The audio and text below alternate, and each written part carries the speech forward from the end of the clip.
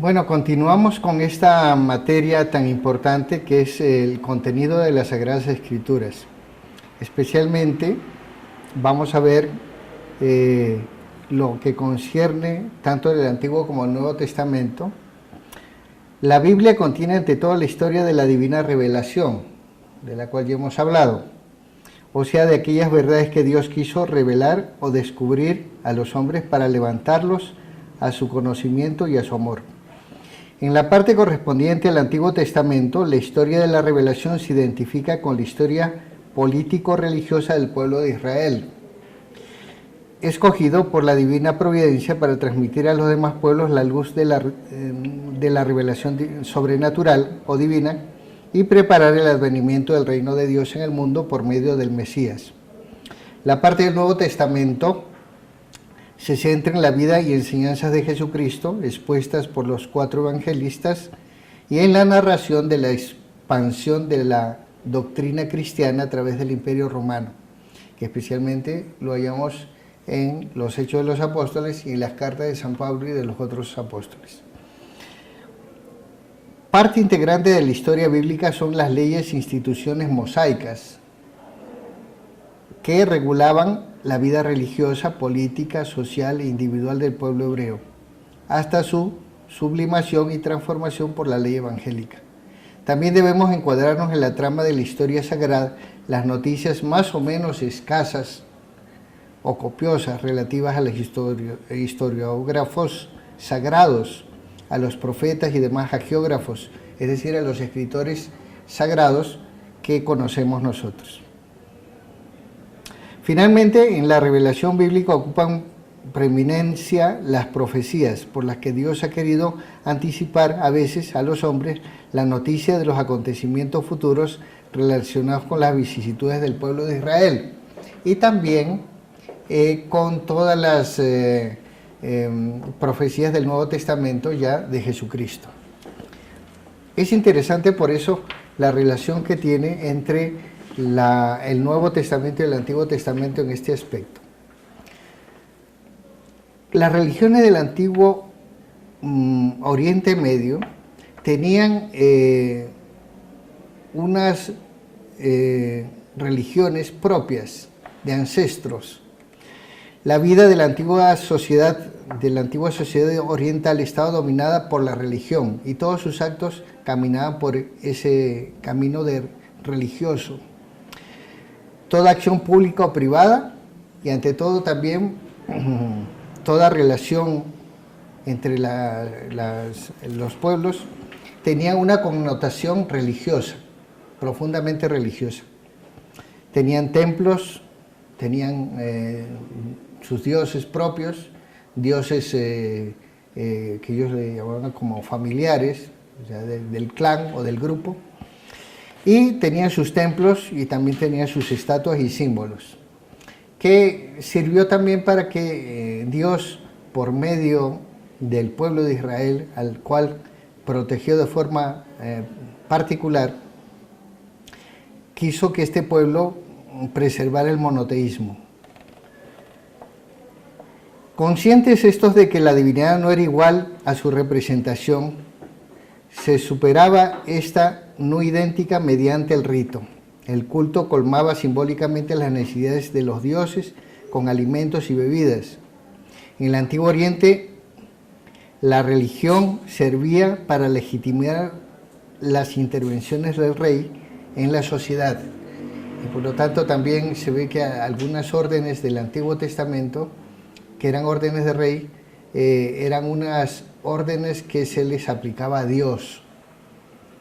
El rey, lugarteniente de Dios, se garantizaba la obediencia de los súbditos, presentando su voluntad y sus disposiciones como manifestaciones del querer de la divinidad.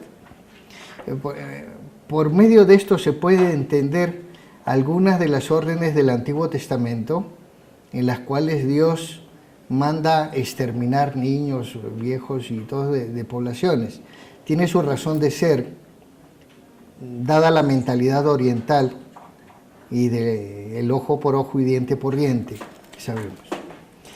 Pues en el Antiguo Testamento podemos ver algunas mezclas de estas costumbres ancestrales, especialmente en la vida de los patriarcas, Abraham, Isaac y Jacob.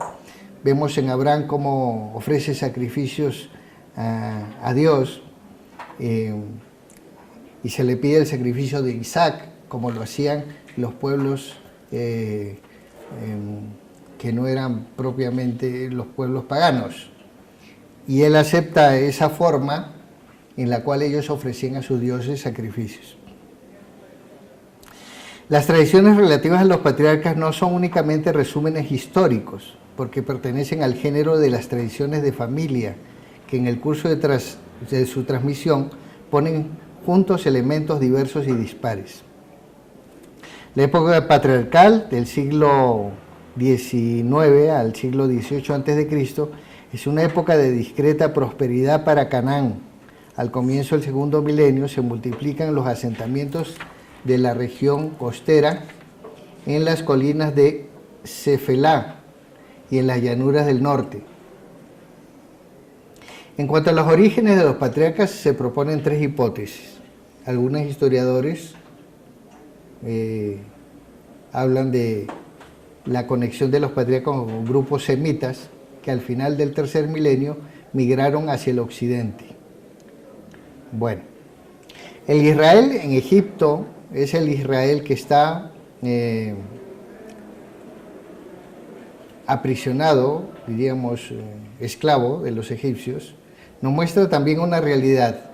Israel es un pueblo que ha sufrido mucho a lo largo de su historia y que ha sido, diríamos, siempre dominado por otros pueblos. Primero con Israel, Moisés, después ellos conquistan Canaán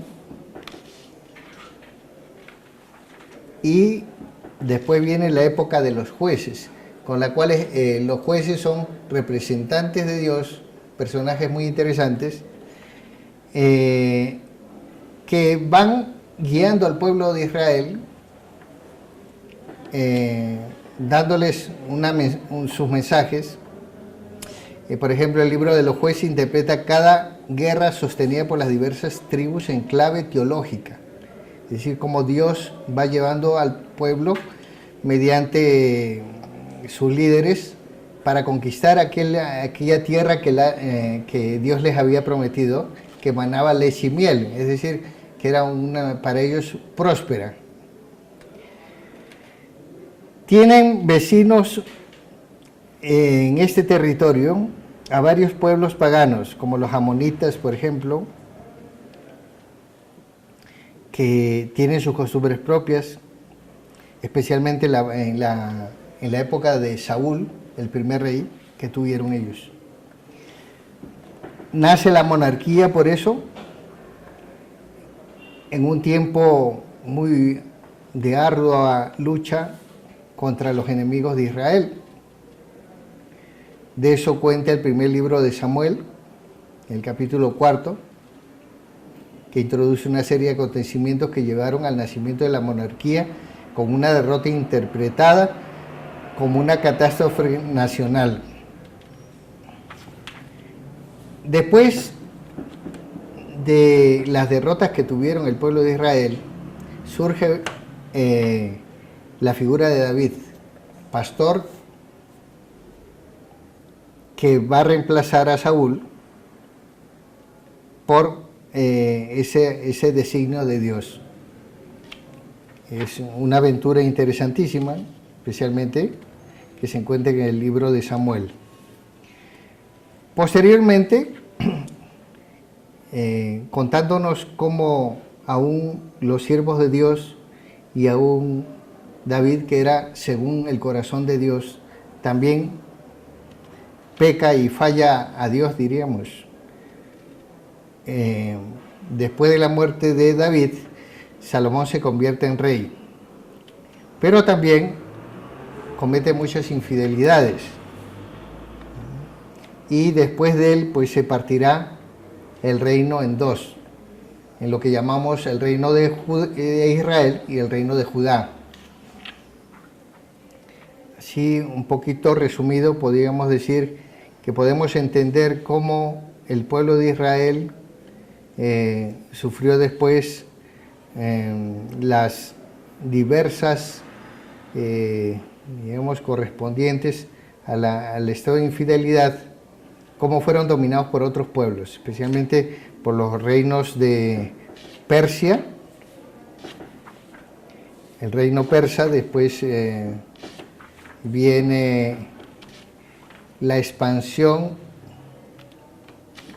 de los reinos con Nabucodonosor, fueron llevados presos, y en la época griega, en el 332 al 62 de Alejandro Magno a los Ptolomeos. En este tiempo surgen los llamados macabeos. En los libros de los macabeos nos hablan esas luchas que tuvieron especialmente para salvaguardar la cultura y la religión judaicas que estaban invadidas por los griegos. La rebelión de los macabeos, pues se nos cuenta en esos mismos libros, los dos libros de los macabeos, en los cuales se ve todas sus peripecias, sus grandes batallas, y por fin la época de los romanos. Pompeyo, una vez que fue a Jerusalén a conquistarla, reguló la situación interna del reino asmoneo. Aristóbulo II y sus dos hijos, Alejandro y Antígono, fueron exiliados a Roma. Hircano II fue confirmado en el cargo de sumo sacerdote. Pompeyo se preocupó de redimensionar el poder de la dinastía asmodea en Judea. Las luchas por la conquista del poder en Roma también tuvieron repercusiones en Palestina. En el enfrentamiento entre César y Pompeyo, Hircano y Antípatro sostuvieron a Pompeyo, que tenía en su poder la parte oriental del imperio. Y por fin, pues el reino de Herodes, ya en tiempo de nuestro Señor, de su nacimiento, el reino de Herodes el Grande inicialmente no tuvo una vida fácil. Junto a Antonio, gobernador de las provincias orientales del imperio, vivía como amante la ambiciosa Cleopatra, reina de Egipto, quien asistía en tener el gobierno de Palestina junto con el de Egipto. Herodes, gastando a fondo toda su habilidad y su servilismo, fue capaz de mantener el trono y conservar casi todo el territorio frente a los deseos expansionistas de Cleopatra.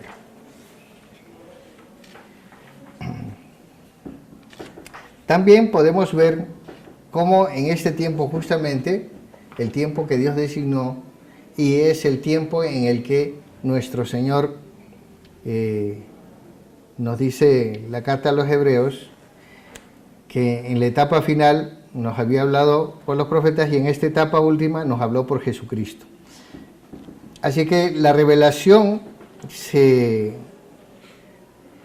pone de una forma especial, se manifiesta de forma especial en nuestro Señor, quien trae ya el mensaje último, es decir, la palabra del Padre por medio de su Hijo.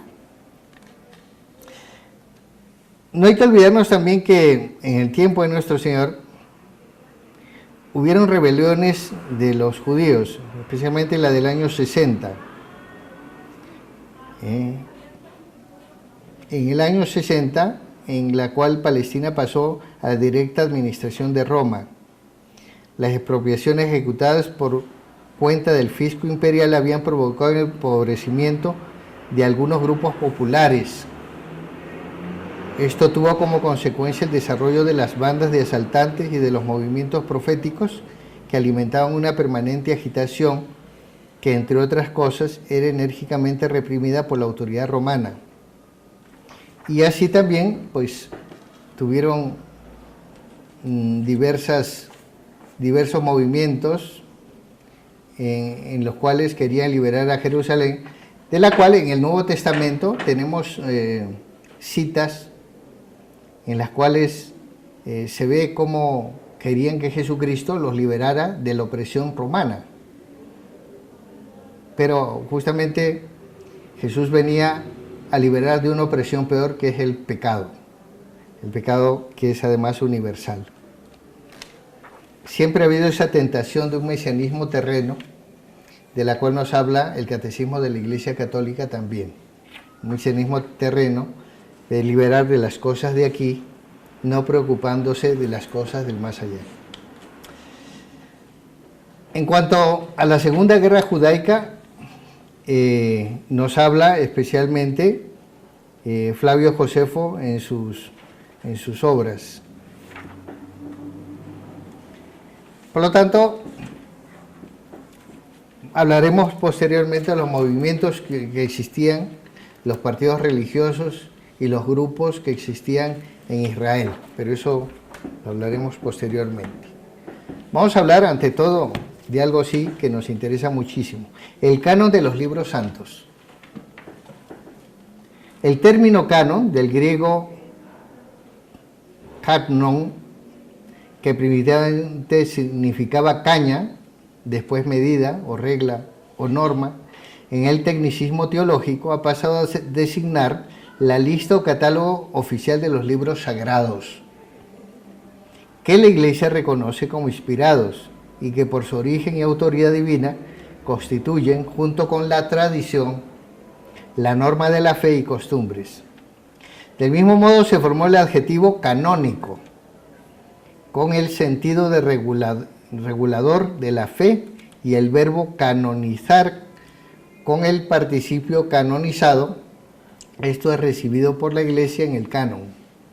El sustantivo canonicidad expresa en el lenguaje teológico la cualidad que constituye canónico un libro determinado. Al contrario de esto, a canónico se opone apócrifo. En cambio, canónico equivale en cada caso concreto a inspirado. O sea, equivale canónico a inspirado. Si bien ambos conceptos se distinguen formalmente en abstracto, todo libro canónico está inspirado. Mas pudo existir un libro inspirado que, por no haber sido declarado como tal por la Iglesia, no fuera canónico, sino en potencia actitudinalmente. Tal es el caso de los libros deuterocanónicos, que no obstante estar inspirados, tardaron en ser reconocidos como tales oficialmente por la Iglesia, los llamados deuterocanónicos. El criterio para determinar en concreto qué libros están inspirados no puede ser otro que la tradición apostólica de la Iglesia. ¿Cómo se sabe que un libro está inspirado o no? Pues la Iglesia, manifestada históricamente en las más variadas formas. O sea, ¿cómo es que se logra saber si un libro es inspirado o no es inspirado? Testimonios implícitos de los padres, los santos padres y autores eclesiásticos, citas bíblicas atribuidas a Dios, lectura litúrgica, o sea, se utilizaba en la liturgia, decisiones sinodales, los sínodos y concilios, etc. La Iglesia Apostólica parece haber estado persuadida de que los apóstoles, al igual que los profetas y agiógrafos del Antiguo Testamento, estaban inspirados por Dios cuando redactaban sus enseñanzas por escrito, bastando su aprobación para atribuir la misma autoridad aún a los evangelios de San Marcos y San Lucas, también, aunque más indirectamente, de origen apostólico. Los documentos históricos que contienen los más antiguos catálogos de los libros santos no tienen otro criterio que determinar cuáles se han de tener por tales que la costumbre de la Iglesia de leerlos públicamente. Por otra parte, las discrepancias de las iglesias locales, en este particular, solían provenir de las dudas acerca del origen apostólico de algunos de los escritos canónicos. Así es que desde el principio, pues, habían algunos libros en los cuales se dudaba, hasta que la Iglesia ya reconoció como canónicos o inspirados. ¿Cuándo y en qué forma haya sido manifestado o revelado por parte de Dios el hecho de la inspiración de cada uno de los libros insertos actualmente en el canon? no consta históricamente con datos positivos, mas podemos presuponer que fueron los profetas del Antiguo Testamento y los guías divinamente autorizados del pueblo de Israel los instrumentos e intérpretes auténticos de dicha revelación en cuanto a la mayoría de los libros del Antiguo Testamento. En todo caso, Cristo y los apóstoles hubieron de confirmar explícita o implícitamente con sus enseñanzas y con su proceder la fe de los judíos en el origen divino de sus libros sagrados, completando eventualmente la lista de los mismos tal como se halla en la tradición de la iglesia primitiva. ¿Y cómo se formó entonces el canon de los libros santos? De hecho, el canon, tanto del Antiguo como del Nuevo Testamento, se fue formando paulatinamente, o sea, de una forma lenta realmente, porque ante todo, primero, muchos de ellos eran libros para comunidades que sabemos que existían. No solo a causa de la sucesiva aparición de nuevos escritos inspirados, mientras duraba el proceso de la revelación divina, terminado únicamente con la muerte del último apóstol, sino también por la tardanza en llegar al conocimiento y conciencia de la suprema autoridad religiosa de Israel y de la Iglesia, o si se prefiere, del cuerpo docente de las respectivas comunidades, la noticia debidamente garantizada del carácter inspirado del nuevo escrito. Así es que se llegó poco a poco a esa conciencia de qué libros eran inspirados, pero a la vez había la autoridad, ¿no?, de la iglesia, que es la que confirmaba si tal libro era inspirado o no. Por lo tanto, ha seguido un camino el hecho de la inspiración bíblica. Primero, en el Antiguo Testamento. La Torá, el primer indicio de su carácter sagrado y normativo de la vida religiosa, es decir, los 5 primeros libros del Antiguo Testamento, se halla en el hecho de haberla colocado Moisés junto al arca, como está en Deuteronomio 31, 9, 13 y 24, 26, en la que estaban las 2 tablas del Decálogo, o sea, de las tablas de la ley, el Éxodo 25, 16, 21, 40, 20, en la Vulgates 18. Testimonio del pacto con que el pueblo de Israel se había obligado a conformar su vida con las exigencias de la santidad de Yahvé. Por lo tanto, si se le ponía con la ley de Dios, estaba diciendo que pues era un libro sagrado, inspirado también por Dios. Los profetas. Se incluían en esta colección los profetas anteriores, Josué, Jueces, Samuel y Reyes, que continúan la historia de Israel desde la muerte de Moisés hasta el destierro babilónico, constituyendo por su espíritu teocrático y su inspiración y autoridad profética la prolongación natural del Pentateuco y los profetas posteriores, Isaías, Jeremías, Ezequiel y los 12 profetas menores, que por su predicación y sus predicciones pudieron ser reconocidos como misioneros e intérpretes auténticos de la ley del Señor. Los escritos o hagiógrafos, se llama esta colección que parece haberse formado en torno al libro de los Salmos, compuesto de varias colecciones precedentes, usadas en la liturgia desde los tiempos del rey David, su principal autor inspirado.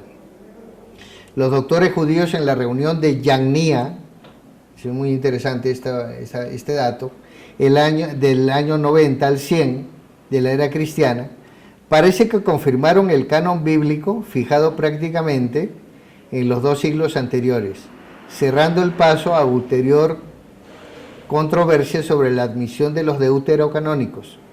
Estos, sin embargo, habían sido recibidos en la versión griega de los 70, entremezclados con los protocanónicos, gozaban de íntima y autoridad entre los judíos de Palestina y pasaron de mano de los apóstoles a la iglesia primitiva como canónicos. Es decir, los apóstoles utilizaron una traducción griega llamada de los 70 o traducción alejandrina. En eso se hallaban los 7 libros que no se hallaban en el canon hebreo. Es por eso que también los protestantes tomaron al principio, muchos, el canon hebreo, rechazando 7 libros, entre los cuales se encuentra también lo de los macabeos. Las dudas y vacilaciones de los judíos no impidieron el que la Iglesia del siglo I y II retuviera como inspirados y canónicos todos los libros que figuraban en la versión alejandrina, es decir, de los 70.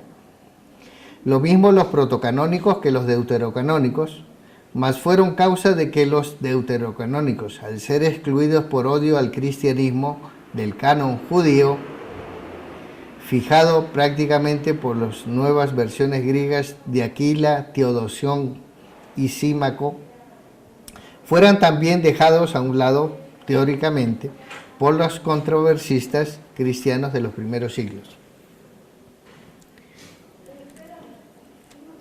Sin embargo, la inspiración de los deuterocanónicos del Antiguo Testamento, es decir, de esos 7 libros, se hallaba suficientemente atestiguada por los santos padres y monumentos de la Iglesia primitiva y por el uso en la práctica de los mismos que teóricamente lo ponían en duda, para que pudiera considerarse como históricamente contenido en el depósito de la revelación, aunque no había sido un objeto de una definición eclesiástica que pusiera fin a toda vacilación. Así que la Iglesia siempre utilizó esos 7 libros, llamados deuterocanónicos, que se encuentran pues, en el texto griego. Formación del canon del Nuevo Testamento. La colección de los libros del Nuevo Testamento ha seguido vicisitudes muy parecidas a los del Antiguo Testamento. La vida y doctrina de Jesucristo, primero y después la predicación de los apóstoles, constituyeron el conjunto de la revelación cristiana en un primer estadio de catequesis oral con la que se enlaza directamente la tradición y el magisterio vivo de la Iglesia bajo la asistencia del Espíritu Santo.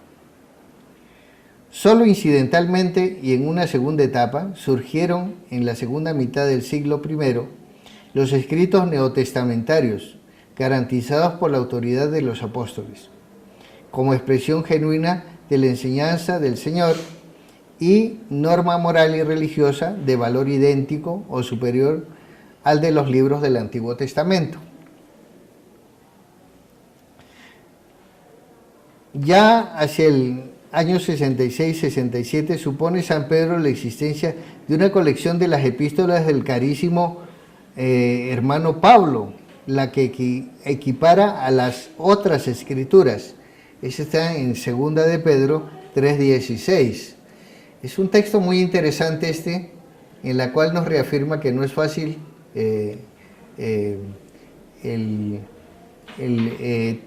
traducir perfectamente la Sagrada Escritura, porque ahí nos dice que hay cosas difíciles de entender, que nuestro hermano Pablo y los demás, los que interpretan mal la Sagrada Escritura, nos dice San Pedro, le interpretan para su propia perdición. Es un texto muy, muy interesante que nos hace ver que hace falta una interpretación correcta de las Escrituras. Es además obvio suponer un intercambio de los escritos apostólicos entre las diversas comunidades cristianas, de la que son ya un indicio las epístolas de carácter circular y la recomendación de San Pablo a los colosenses para que comuniquen su epístola, es decir, su carta, a los de la Odisea y que lean la dirigida a estos. Esto está en Colosenses 4:16. ¿Sí? Ella le está diciendo que lean sus cartas y que también las comuniquen a otros. De todos modos, por los testimonios de los padres apostólicos y de los que inmediatamente le siguieron, consta que todos los escritos del Nuevo Testamento, salvo las 3 epístolas de San Juan, que por su brevedad pudo pasar inadvertida, eran citados y leídos en las reuniones litúrgicas al lado de los libros del Antiguo Testamento. Y por cierto, con las fórmulas consagradas, dice la Escritura, está escrito, reconociéndolos de esta suerte como norma de fe y costumbres. Esto no obstante, a principios del siglo III comenzaron a surgir aquí y allá dudas respecto a la epístola a los hebreos, sobre todo en Occidente, al Apocalipsis, especialmente en Oriente, y a la mayor parte de las epístolas católicas, Santiago, Segunda de Pedro, Segunda y Tercera de San Juan, la epístola de Judas. Perduraron estas dudas hasta fines del siglo V en las iglesias griegas y latinas, y por tanto el siglo VI en las de Siria. Desde el siglo VII se vuelve de nuevo al sentir unánime de la iglesia primitiva, con rarísimas excepciones en las iglesias griegas, y la voz audaz y solitaria de Cayetano en la latina. Las causas de las primeras vacilaciones se han de buscar ante todo en la dificultad de las comunicaciones entre las diversas iglesias, a cuya noticia no siempre podía llegar con seguridad la existencia o la copia de un nuevo escrito apostólico. Vino luego la desconfianza en los jefes responsables de las iglesias, motivada por la propaganda que hacían los herejes de los apócrifos, abusando al mismo tiempo de algunos de los libros inspirados como Hebreos y Apocalipsis. Es decir, aparecieron otros libros que no eran los que la iglesia utilizaba normalmente, y por poner en dudas aquellos que eran apócrifos, es decir, no reconocidos por la iglesia, no porque tuvieran cosas malas, sino que tenían cosas que no eran verdaderas. Algunas cosas eran exageradas y otras cosas pues no eran ciertas. Entonces la iglesia tuvo que poco a poco fijar el canon, es decir, la medida de los libros que la iglesia reconocía como canónicos o inspirados. De ahí se pasa a un testimonio muy conocido en la iglesia.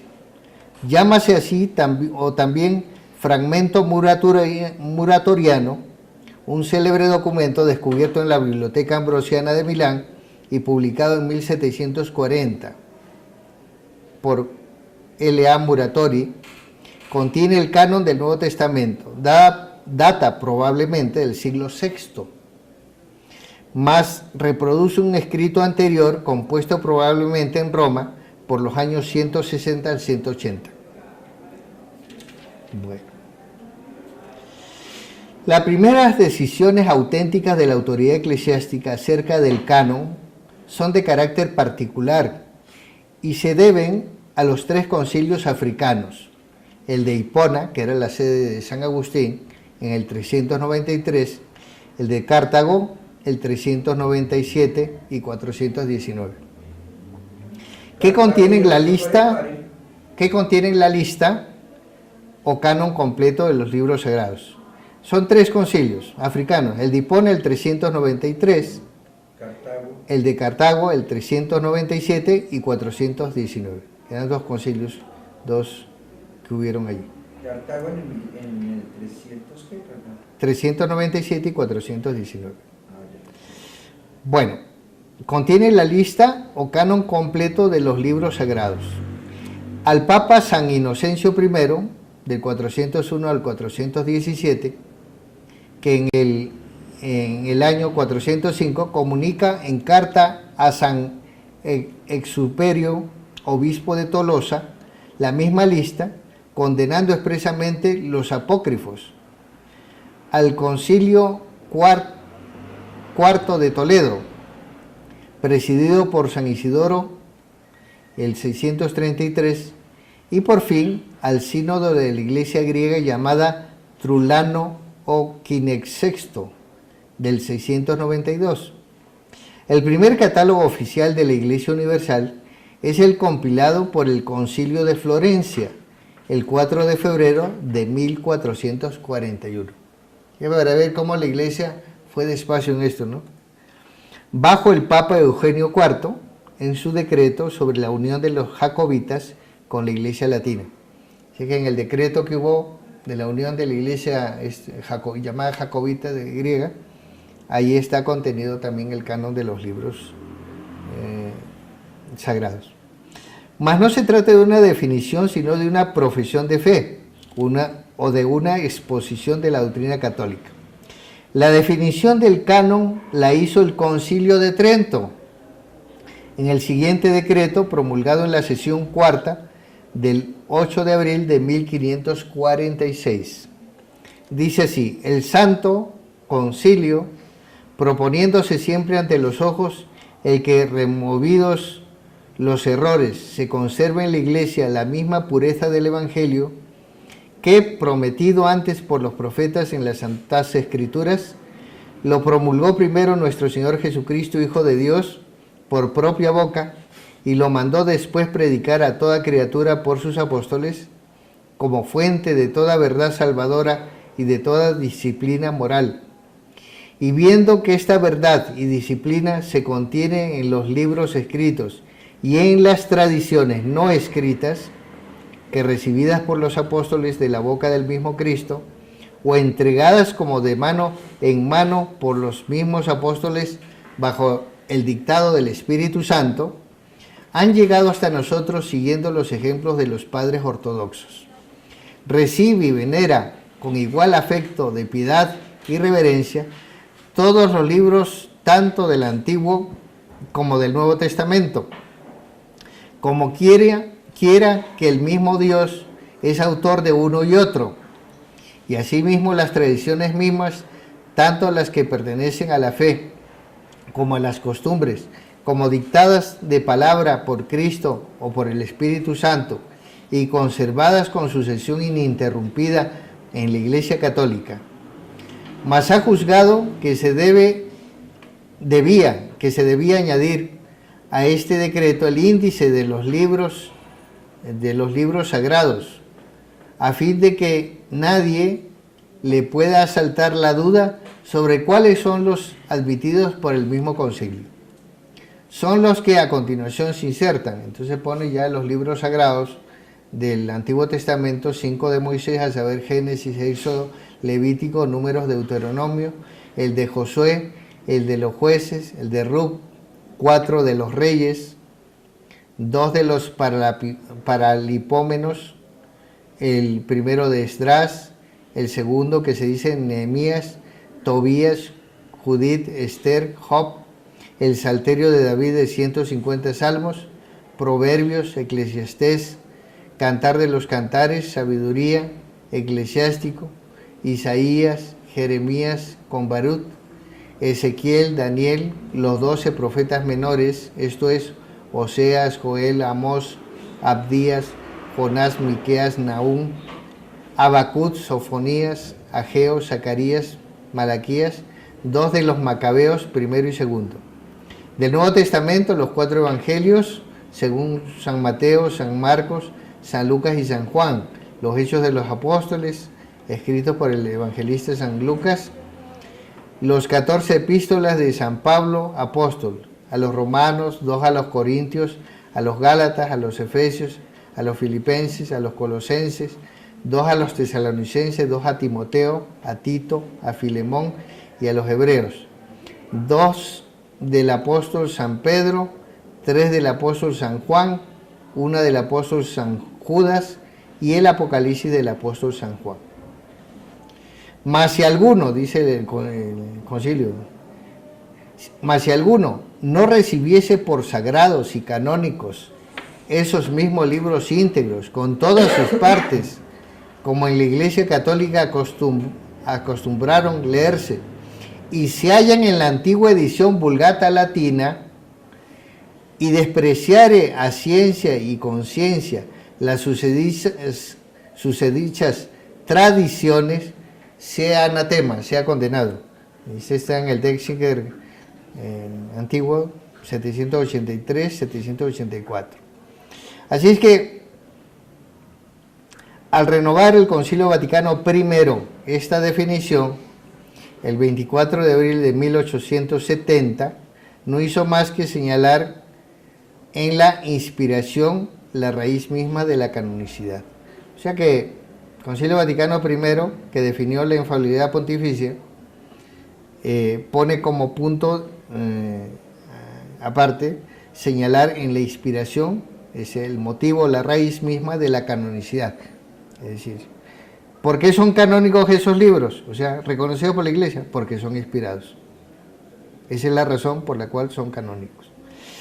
La definición tridentina, aunque dejó a salvo la canonicidad de todos y cada uno de los libros que se hallan en la Vulgata y que se ha acostumbrado a leer en la Iglesia, y también de los fragmentos deuterocanónicos discutidos por entonces, no pretende canonizar aquellos pasajes en los que posiblemente la Vulgata no reproduzcan con fidelidad el original inspirado, si bien deben considerarse como textos tradicionales exentos de error en materia de fe y de costumbres. Es decir, cuando habla de la Vulgata latina, no quiere decir que esté totalmente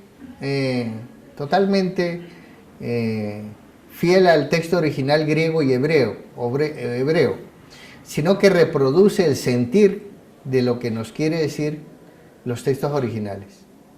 Es decir, el sentir que la Iglesia lo puso como norma de fe, ¿no? Es decir, puede servir como norma de fe segura. No porque traduzca de una forma totalmente, porque es muy difícil, pues una traducción de una lengua a otra.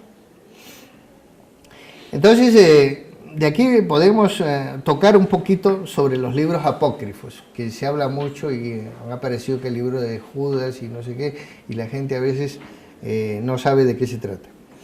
Se da este nombre, que etimológicamente significa oculto, secreto, a ciertos libros que por su título o argumento ofrecen cierta afinidad con libros de la Sagrada Escritura, pretendiendo pasar como canónicos al amparo de su falsa atribución a autores inspirados. Como la Iglesia Universal nunca los ha reconocido como tales, como canónicos, en la literatura eclesiástica, apócrifo se opone a canónico. O sea, unos son canónicos y el otro es apócrifo, aplicándose este calificativo a los escritos excluidos del canon bíblico, o sea, de los libros que la Iglesia ha reconocido. Y como este consta de dos partes, uno del Antiguo y otro del Nuevo Testamento.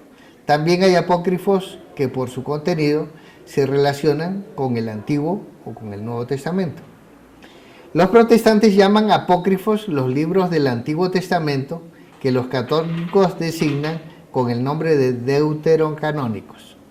O sea que esos libros que la Iglesia aceptó como canónicos, pero que le llama deuterocanónicos, es decir, que no están en el canon hebreo, ellos le llaman apócrifos, dando el título de pseudoepígrafos a los que nosotros llamamos apócrifos.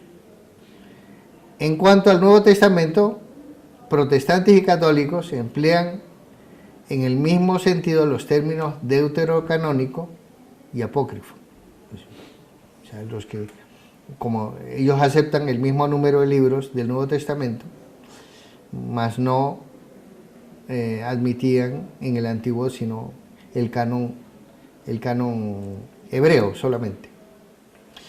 La literatura apócrifa del Antiguo Testamento ha nacido unas veces del deseo de acreditar ante el pueblo ciertos usos y prescripciones jurídicas introducidas en la legislación por los rabinos, otras de la preocupación dogmática, moral o simplemente literaria en los escritos judíos por presentar sus enseñanzas a base de hechos o personajes bíblicos, otras finalmente del anhelo de la liberación fomentando constantemente en el pueblo judío por sus guías espirituales, burlando la vigilancia de los opresores. Los apócrifos del Nuevo Testamento se deben muchas veces a escritores herejes que pretendieron divulgar sus errores al amparo de nombres célebres, de autoridad reconocida de la Iglesia. Otras veces fueron los mismos fieles que, llevados de una piedad poco ilustrada, pretendieron llenar las lagunas de los evangelios canónicos con anécdotas inventadas y a veces pueriles o ridículas sobre la vida de Cristo, de la Virgen María o de los apóstoles. Así que esos son los libros que se llaman apócrifos, pero no es que sean malos, sino que no tienen la realidad, no fueron reconocidos por la Iglesia y hay cosas que la iglesia pues no aceptó.